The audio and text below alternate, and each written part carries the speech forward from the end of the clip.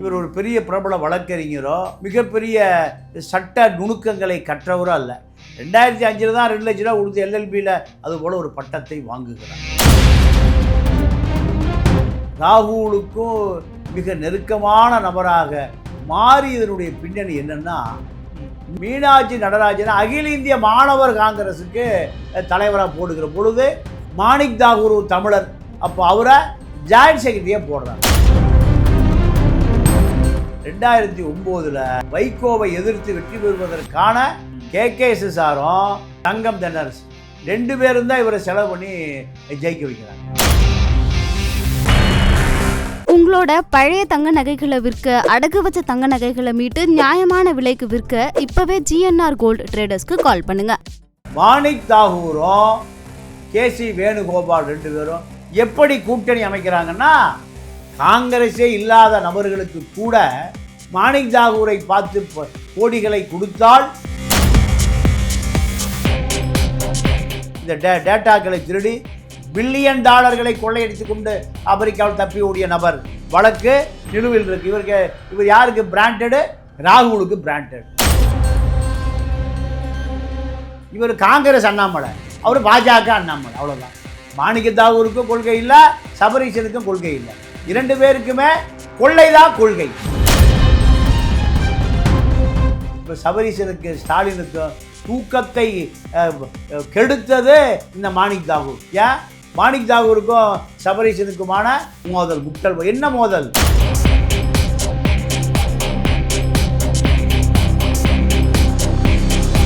Reflect voice நேயர்களுக்கு வணக்கம். இன்றைய சிறப்பு நேர்காணலில் நாம் சந்திக்க இருக்கின்ற சிறப்பு விருந்தினர் மூத்த பத்திரிகையாளர் தமிழா பாண்டியன் அவர்களை வரவேற்று நிகழ்ச்சிக்குள் சொல்வோம். வணக்கம். வணக்கம். காங்கிரஸ், திமுக இந்த மாதிரியான சர்ச்சைகள் இப்போ எழுகிறதுக்கு பல விஷயங்கள் பின்னாடி இருந்தாலும் முக்கியமாக தமிழ்நாட்டில் பேசும் பொருளாக இருக்க மாணிக் தாகூர் அப்படிங்கிற ஒரு MP அவர் பேசினது தான் திரும்ப பேசும் பொருளாகவே மாறிட்டு இருக்கு. அதாவது என்ன சொல்கிறாங்கன்னா, வரக்கூடிய தேர்தல் அது காங்கிரஸ் வெற்றிக்கா அல்லது சீட்டுக்கா அப்படின்னு சொல்லிலாம் சர்ச்சையை கிளப்பிகிட்டே இருக்கிறத பார்க்க முடியுது. முதல்ல யார் இந்த மாணிக்கம் தாகூர்? இவர் பேசுவது ஏன் இந்த அளவுக்கு கட்சிகள்லாம் நீங்கள் விமர்சனம் செய்யக்கூடாதுன்னு சொல்லக்கூடிய அளவுக்கு தலைமைக்கு உத்தரவு போகிற அளவுக்கு இருக்கக்கூடிய நபராக ஏன் இருக்கிறார் இவர்? இல்லை, இந்த நபர் சுதர்சன நாச்சியப்பன்னு காங்கிரஸில் ஒரு அமைச்சர் ப்ளஸ் நாடாளுமன்ற உறுப்பினர் ஒருவர் இருந்தார். அவருடைய உறவினர் ப்ளஸ் உதவியாளராக தான் இவர் டெல்லிக்கு போகிறார். இவர் ஒரு பெரிய பிரபல வழக்கறிஞரோ இல்லை பிரபல நீதிமன்றங்களில் வாதாடுபவரோ இல்லை மிகப்பெரிய சட்ட நுணுக்கங்களை கற்றவரோ அல்ல. 2005 தான் 2 லட்ச ரூபா கொடுத்து எல்எல்பியில் நம்மால் பட்டம் வாங்குவான்ல, அதுபோல் ஒரு பட்டத்தை வாங்குகிறார். இந்த நபர் டெல்லியில் ராகுல், சோனியா இந்த வட்டத்துக்குள் நுழைவதற்கு காரணம் இவருடைய நெருங்கிய உறவினர் சுதர்சன நாச்சியப்பன் காங்கிரஸில் சோனியாவோடு ராகுலோடு நெருக்கமாக இருந்தார். இப்போ இவரை அரசியலை விட்டு காலி பண்ணிட்டார். இந்த நபர் ராகுலுக்கும் மிக நெருக்கமான நபராக மாறியதனுடைய பின்னணி என்னென்னா, மீனாட்சி நடராஜன் நம்ம ஊர் பார்ப்பன பெண். அந்த அம்மா பிறந்து வளர்ந்தால UPயில் கருப்பாக இருக்கும். மீனாட்சி நடராஜன் அகில இந்திய மாணவர் காங்கிரஸுக்கு தலைவராக போடுகிற பொழுது மாணிக் தாகூர் ஒரு தமிழர், மாணிக் தமிழர்னே சொல்ல மாட்டார், மாணிக். அப்புறம் தான் டாகூர் வந்தது. அப்போ அவரை ஜாயின்ட் செக்ரட்டரியாக போடுறாங்க. போட்ட பிறகு தான் இவர் காங்கிரஸுக்குள்ளேயே நுழைகிறார். காங்கிரஸுக்குள்ளே நீங்கள் டெல்லி லாபி எப்படின்னா, டெல்லி தலைவர்களுக்கு நீங்கள் அறிமுகம் ஆகிட்டீங்கன்னா மாநில பொறுப்பு, தேசிய பொறுப்பெல்லாம் சாதாரணமாக வரும் காங்கிரஸில். நீங்கள் சென்னையிலேருந்து டெல்லிக்கு போவது தான் கஷ்டம். போயிட்டீங்கன்னா டெல்லி தொடர்பு வந்துருச்சுன்னா தமிழ்நாட்டில் தொடர்பே இல்லாமல் நீங்கள் MP ஆகலாம், MLA ஆகலாம். ஏன்னா டெல்லி தொடர்பு தான் உங்களுக்கு முக்கியம் இங்கே. ஏன்னா பல மாநிலங்களை கட்டுப்படுத்துகிற காங்கிரஸு ஒவ்வொரு மாநிலத்திலையும் கீழே இறங்கி வந்து பார்க்கக்கூடிய அந்த வாய்ப்பு இருக்காது. அப்போ அதுதான் நம்ம மாணிக் தாகூருக்கு மீனாட்சி நடராஜன் மூலம் என்னவாகிறாரு, அகில இந்திய மாணவர் அணி ஜாயின்ட் செக்ரட்டரியாக மாறுறாரு. இதற்கு பிறகு அவருக்கு காங்கிரஸில் மேலே வருவதற்கு யார் அதிகமாக உதவி பண்ணாங்கன்னா ஆஸ்கர் பெர்னாண்டஸ். அவர் யார்? அவர் காங்கிரஸில் கர்நாடகாவை சேர்ந்தவர். பெர்னாண்டஸ் ஒரு காங்கிரஸினுடைய முகம். இந்த ஆஸ்கர் பெர்னாண்டஸினுடைய உதவியாளராக இருக்கார். அதுதான் ஆஸ்கர் பெர்னாண்டஸ். இந்த கிறித்துவர் சோனியாட்ட ஒரு கிறித்துவ லாபி இருக்கும். நீங்கள் மறைந்த ஒய்எஸ்ஆர் ராஜசேகர் ரெட்டி அவர் ஒரு கிறித்துவர். இந்த ஆஸ்கர் பெர்னாண்டஸ் இப்படி ஒரு லாபி இருக்குது. அந்த லாபியில் இந்த மாணிக் உள்ளே நுழைகிறார். அப்படி நுழைகிற வரை இவர் எங்கே தங்கியிருந்தார்னா நார்த் அவென்யூவில் அதாவது சர்வண்ட் குவார்ட்டர்ஸ், நீங்கள் வேலையாள்களுக்கு சமையல்காரர்களுக்கு கொடுக்கக்கூடிய அந்த வீட்டில் தான் இவர் அங்கே தங்கியிருந்தார். அது வரைக்கும் இதுதான் அவருடைய அடையாளம். ஆஸ்கர் பெர்னாண்டஸு, மீனாட்சி நடராஜன் இந்த நபர்களிடம் இருந்த காரணத்தினால நீங்கள் ராகுலுடைய முதல் வட்டத்துக்கு வருவதற்கு ஒரு வாய்ப்பு கிடைக்குது. அதுதான் 2009 இவருக்கு நாடாளுமன்ற வேட்பாளர், அதாவது வைகோவை எதிர்த்து வெற்றி பெறுவதற்கான அந்த வாய்ப்பு டெல்லியிலிருந்து உருவாக்கி கொடுக்கப்படுது. அது வரைக்கும் அவர் தமிழ்நாட்டு அரசியலே இல்லை. தமிழ்நாடு காங்கிரஸ் கமிட்டிக்கே தெரியாது இவர் பூர்வீகம்லாம் சிவகங்கை. ஆனால் நீங்கள் டெல்லி அரசியல் என்பது நீங்கள் எடுபிடி அரசியல் தான், பிரமாண்ட தலைவர்லாம் கிடையாது. இப்போ பிரமாண்ட தலைவர் மூப்பனாரை சொல்லலாம், சிதம்பரத்தை சொல்லலாம். மூப்பனாரால் உருவாக்கப்பட்டவர் சிதம்பரத்துக்கு வழிகாட்டியவர் சிஎஸ் சொல்லுவாங்க, சி சுப்பிரமணியம். டெல்லியில் பெரிய முகமாக இருந்தவர். அந்த சிஎஸ்ஓ சிதம்பரத்தினுடைய மாமியார் சமுத்திரம்மா கைலாசம் சிஎஸும் உறவினர்கள். 2 பேர் கொங்கு வேளாளர் சமூகம். இவர் செட்டியார் யார், பாசி சமுத்திரம்மா கைலாசத்தினுடைய 2வது மகளான நளினி சிதம்பரத்தை திருமணம் செய்ததால் சி சுப்பிரமணியத்துக்கு மனைவி மூலம் உறவினர் ஆயிட்டார். இதுதான் சிதம்பரத்தை டெல்லியில் இருக்கக்கூடிய ஒரு 50 ஆண்டு கால அரசியல் யாருக்கு, சி சுப்பிரமணியத்துக்கு நிதியமைச்சராக இருந்தவர்.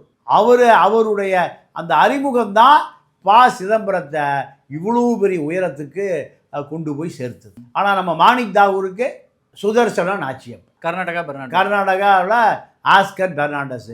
இப்போ ஒரு நாடாளுமன்ற உறுப்பினர் ஆயிட்டார். நாடாளுமன்ற 2009 விஷயம் சொல்லிட்டு வைகோக்கு எதிராக போட்டிட்டு அப்போ இவருக்கு ஒரு பைசா செலவுக்கு பணம் இல்லை.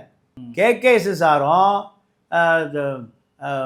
இப்போ இருக்கிற அமைச்சர் தங்கம் தென்னரசு 2 பேரும் தான் இவரை செலவு பண்ணி ஜெயிக்க வைக்கிறாங்க. 2009 இவர் நாடாளுமன்ற உறுப்பினர் ஆன பிறகு காங்கிரஸ் தலைமையோடு ரொம்ப நெருக்கமாயிட்டார். ராஜீவ் காந்தியோடு இருந்த அந்த நபர்களெல்லாம் விரட்டி அடிக்கப்பட்டார்கள். நீங்கள் யாருன்னு கேட்டிங்கன்னா ராஜீவோட ரொம்ப நெருக்கமாக இருந்தவங்க ஜோதிர் சிந்தியா, மாதவராஜ் சிந்தியாவுடைய மகை பாஜக போயிட்டார். அதே போல் ஜித்தின் பிரசாத், அவங்க அப்பா இந்திரா காந்தி அமைச்சரவையில் அமைச்சராக இருந்தவர்.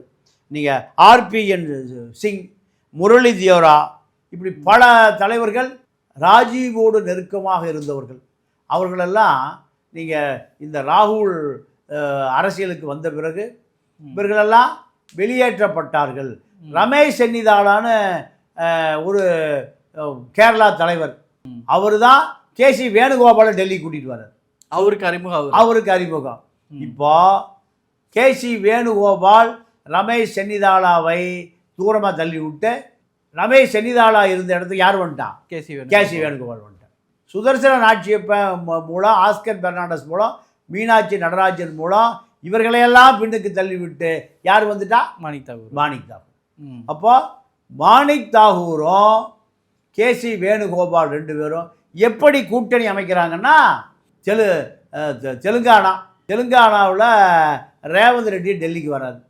தெலுங்கானா KC சந்திரசேகர ராவுடைய ஆட்சி காலம் முடிகிற பொழுது மாநில தலைவர் ஆக்குகிறேன், உன்னை முதலமைச்சர் ஆக்குகிறேன்னு 50 கோடி ரூபா டீலிங் பேசுகிறாங்க ரேவந்த் ரெட்டிட்ட. இப்போ அதுதான் KC வேணுகோபால் மூலம் தெலுங்கானா பொறுப்பாளராக நியமிக்கிறாங்க. யாரை, எந்த அறிமுகமும் எந்த அனுபவமும் இல்லாத நம்ம மாணிக் தாகூரை எங்கே நியமிக்கிறாங்க, தெலுங்கானாவில் நியமித்த பிறகு ஆட்சியை பிடிக்கிறார்கள். அங்கே சந்திரசேகர ராவ் மேலே உள்ள அதிருப்தி, ரேவந்த் ரெட்டி அங்கே சிஎம் ஆயிடுறார். இதுக்கு இவர்களுக்கு 50 கோடி ரூபாய் கொடுக்கப்படுது. அதே போல் நீங்கள் தமிழ்நாட்டில் காங்கிரஸ் திமுக கூட்டணியில் சீட்டு ஒதுக்கப்படுகிற பொழுது 5 சீட்டு 50 கோடி ரூபாய்க்கு விற்றுருவார். யார்? மாணிக் தாகூர். இந்த மாணிக் தாகூருடைய சொந்த தாய் மாமன் எம்எல்ஏ கேண்டிடேட். இது எப்போ நடந்தது? இப்போ 21 மேலூரில் மேலூர் ரவிச்சந்திரன் அவருடைய மனைவியின் தகப்பன், சொந்த மாமனார். அப்போ மாணிக் தாகூருடைய செல்வாக்கு பார்த்தீங்களா? அசன் மௌலானா 10 கோடி ரூபா கொடுத்து சீட் வாங்கினார். யார்? நம்ம கட்சி வித்த ஆர்வம் இருக்கார்ல, ஈழ போராட்டம் நடந்த பொழுது இலங்கை அரசுக்கு ஆதரவாக இருந்த இந்த கட்சி பர்மா பஜாரில் கட்சி விற்று கள்ளலாட்டி அடித்து இந்த ஆரூனுடைய மகன்தான் அசன் மௌலானா, வேலைச்சாரி எம்எல்ஏ. நீ வாழ்நாள் ஜெயிக்க முடியாது. 10 கோடி ரூபா அந்த சீட் வேலை. அதே போல் ஊர்வசி குயின்ஸ்லாண்டு அமிர்தராஜ், அந்த சீட்டு 10 கோடி ரூபா. அதே போல் ராஜ்குமார் கிள்ளியூர் 10 கோடி ரூபா. இப்படி இதெல்லாம் யார் சொல்கிறான்னா, எஸ்சி எஸ்டி ரஞ்சன்குமார். ஏண்டா பணம் கொடுத்தாண்டா எல்லாம் எம்எல்ஏ சீட் வாங்கினீங்க, நீங்களாம் கட்சிக்காரனுங்களா? எங்கே கட்சிக்குள்ளேயே சண்டை. கட்சிக்காரராக இருந்தானா கட்சிக்காரன் மதிப்பான். பணம் கொடுத்து காங்கிரஸில் சீட்டு வாங்குறவனெல்லாம் எப்படா காங்கிரஸ்காரனாக இருக்க முடியும்? எப்படா காங்கிரஸ் வளரும்? காங்கிரஸ் இதுவரை காங்கிரஸில் எந்த போராட்டத்தையும் மாணிக் தாகூர் நடத்தியதில்லை. கிடுகிடு போராட்டம், படபட போராட்டம், பெரிய ஊர்வலம், உண்ணாவிரதம். நேற்று கட்சி ஆரம்பித்த விஜய் 4 மாநாடு நடத்திது. முட்டை வெயிலையோ உச்சி வெயிலையோ டாய்லெட் தண்ணி எடுத்து குடிச்சிட்டா கூட்டம் வருகிறது. ஆனால் காங்கிரஸுக்கு எந்த கூட்டமும் இல்லை. பூத்து கமிட்டியில் உட்காரக்கூட ஆள் இல்லை. ஆனால் காங்கிரஸே இல்லாத நபர்களுக்கு கூட மாணிக் தாகூரை பார்த்து கோடிகளை கொடுத்தால் அவனுக்கு சீட்டு. இந்த சபரீசன் அன்கோ சுனில், சபரீசன்றது சுனில் இப்போ யார்கிட்ட இருக்கார்? ராகுல்கிட்ட இருக்கார் அட்வைசராக. ஆதவ் அர்ஜுனா ரொம்ப நெருக்கம். எப்படியாவது திமுகவை பழி வாங்க வேண்டும். திமுக ஒழிக்கப்பட வேண்டிய கட்சி தான், அதில் மாற்று கருத்து இல்லை. ஆனால் யாரால் ஒழிக்கப்படுகிறது? இப்போ மாணிக் தாகூருக்கும் திமுகவுக்கு எதிரான ஒரு ஒரு மனநிலையோடு இருக்கிறாருன்னு சொல்லப்படுதுங்களா? இந்த ரெண்டுக்கு பின்னாடி என்ன அரசியல் காரணங்கள் இருக்கு? ஒரு அரசியல் காரணம் இல்லை. இங்கே காங்கிரஸுக்கு அது ஒரு மாணிக் தாகூருக்கு கட்டுப்பட வேண்டும் திமுக நினைக்கிறாங்க. எங்களுடைய கட்டுப்பாட்டில் செல்வ பெருந்தகை அல்ல, மாணிக் தாகூருக்கு இங்கே ஒரு பெரிய கோடிகளை குவிக்கக்கூடிய ஒரு தொழில் கேந்திரங்கள் உருவாக்கப்பட வேண்டும். சபரீசன் யாரை மதிக்கிறதே இல்லை, மாணிக் தாகூரை மதிப்பதில்லை. மாணிக் தாகூர் வாங்குகிற பல கோடி ரூபா பணம் யாருக்கு போகுது? கேசி வேணுகோபாலுக்கு போகுது. கேசி வேணுகோபால் எதை சொல்லுகிறாரோ அதைத்தான் யார் கேட்பா? ராகுல் கேட்பார். அப்போ இந்த நெட்வொர்க்கு பொலிட்டிக்கல் அஜெண்டா இல்லை. என்ன அஜெண்டா? Personal agenda. இதுதான் இப்போ காங்கிரஸ் ஆதரவாளர்கள் என்கின்ற பேரில் இருக்கிற அத்தனை பேருமே பணம் பண்ணுகிற பணம் கழுகுகள். பிரவீன் சக்கரவர்த்தி எங்கே தப்பிச்சு ஓடியாந்தாள்?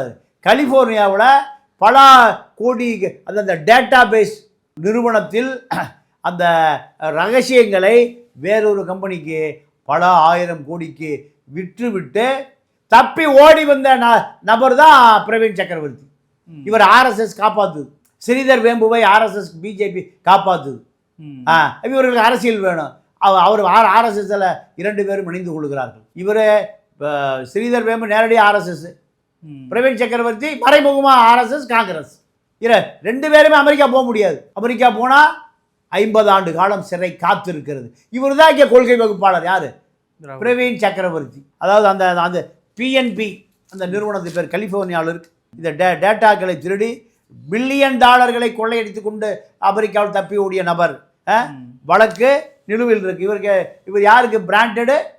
ராகுலுக்கு பிராண்டட். மாணிக் தாகூருக்கு சபரீசனுக்கு என்ன பிரச்சனைன்னு சொல்ல வரீங்க? 2 பேருக்கு தொழில் போட்டி. இங்க அதாவது அண்ணாமலைக்கு டிஆர் பாலுக்கு என்ன சண்டை? அண்ணாமலைக்கும் செந்தில் பாலாஜிக்கு என்ன சண்டை? இவர் காங்கிரஸ் அண்ணாமலை, அவர் பாஜக அண்ணாமலை, அவ்வளோதான். ஸோ கொள்கை ரீதியாக ஒன்றுமே இல்லை. மாணிக்க தாகூருக்கும் கொள்கை இல்லை, சபரீசனுக்கும் கொள்கை இல்லை. 2 பேருக்குமே கொள்ளை தான் கொள்கை. அப்போது நீங்கள் ஜெயலலிதாவுக்கும் விஜயகாந்துக்கு என்ன சண்டை? 2011 ஆட்சி அதிகாரத்துக்கு வந்த பிறகு பிடபிள்யூ ஹைவேஸு ஒப்பந்தம் எல்லாம் எனக்கு கொடுன்னு கேட்குறாரு. கொடுக்க முடியாதுங்கிறது அந்த அம்மா. சசிகலாவுக்கும் பிரேமலாதாவுக்கும் சண்டை, ஜெயலலிதாவுக்கு விஜயகாந்த் சண்டையாக மாறிச்சு. தமிழ்நாட்டில் நடக்கிற அரசியல் சண்டைக்கு பின்னால் என்ன இருக்குது? எல்லாம் PW contract, highways contract, EB contract.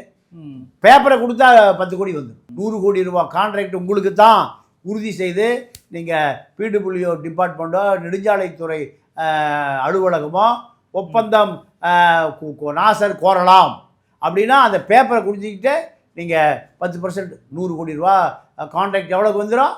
10%னா 100 கோடி ரூபா உங்களுக்கு வந்துடும். இதுதாங்க அரசியல். மாணிக் தாகூருக்கும் சபரீசனுக்கும் கேசி வேணுகோபாலுக்கும் இதுதான் அரசியல். இந்த அரசியலில் சுனில் வேற இருக்கார் அங்கே டேட்டா. இப்போ சுனில் யார்? சுனிலை கொண்டு போய் அங்கே யார் சேர்த்துனது? அதிமுக திமுக இப்படியெல்லாம் சுற்றி கொண்டு வந்த சுனில் எங்கே போய் சேர்த்துட்டாரு? காங்கிரஸில் போய் சேர்ந்துட்டார். சபரீசன்கிட்ட வேலை பார்த்த நபர்கள் தான் இவர்களெல்லாம். யார்? ஆதவ் அர்ஜுனா, சுனில், அத்தனை பேர் யார் வேலை பார்த்த நபர்கள்? இவர்கள்ட்ட வேலை பார்த்தவர்கள் மாணிக் தாகூர் கிட்டையும் கேசி வேணுகோபாலிடமும் பிரவீன் சக்கரவர்த்திகிட்டையும் ஸ்ரீதர் வேம்புக்கிட்டையும் தொடர்பில் உள்ளவர்கள். எங்கே கிராஸ் ஆகுதுன்னு புரியுதா? இப்போ மாணிக் தாகூர் சிங்கப்பூர் பரப்பது ரகசியம் பண்ண ராகுலுக்கு தெரியுமா? நீங்கள் சிங்கப்பூரில் இன்வெஸ்ட்மெண்ட்டு, துபாயில் இன்வெஸ்ட்மெண்ட்டு, லண்டனில் இன்வெஸ்ட்மெண்ட்டு, நியூயார்க்கு எந்த கொள்ளை கோஷ்டி அடித்தா எங்கே கொள்ளை அடித்தாலும் சரி அவன் நாட்டில் பாதுகாப்பாக இருக்கும்.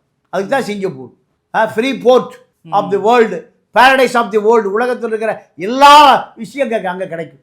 துபாயில் கிடைக்கும், லண்டனில் கிடைக்கும், நியூயார்க்கில் கிடைக்கும். நியூயார்க் ரொம்ப தூரம் போகிறது இல்லை. இப்போ லண்டனுக்கு போயிட்டு இருந்தாங்க. லண்டனு, துபாய், சிங்கப்பூர், இங்கே தான் இந்த கள்ளச்சந்தை பணங்களை பதுக்குற ஆட்கள். இப்போ விஜய காங்கிரஸ் இப்போ வரைக்கும் நெருங்க முடியலைங்கிறாங்க. விஷ்ணு ரெட்டி, அபினேஷ் ரெட்டி, இந்த ரெட்டிகள் தான் தமிழ்நாட்டுடைய அரசியலை தீர்மானிக்கிறார்கள் அப்படிங்கிற நிலைமைக்கு வந்துருச்சு. எல்லா கட்சியும் ரெட்டிகள் தான் இருக்கு. எல்லா கட்சியுமே ரெட்டிகள் தான். பெரிய கார்பரேட் 1000 கோடி 2000 கோடி லட்சம் கோடி 2 லட்சம் கோடி இருக்கு. அப்போ இந்த மாணிக் தாகூரும் கேசி வேணுகோபால், மாணிக் தாகூர் எதை சொல்லுகிறாரோ தமிழ்நாட்டு அரசியலில் அதைத்தான் கேசி வேணுகோபால் கேட்பார். கேசி வேணுகோபால் எதை சொல்லுகிறாரோ அதைத்தான் ராகுல் காந்தி கேட்பார். முடிஞ்சு போச்சா கதை?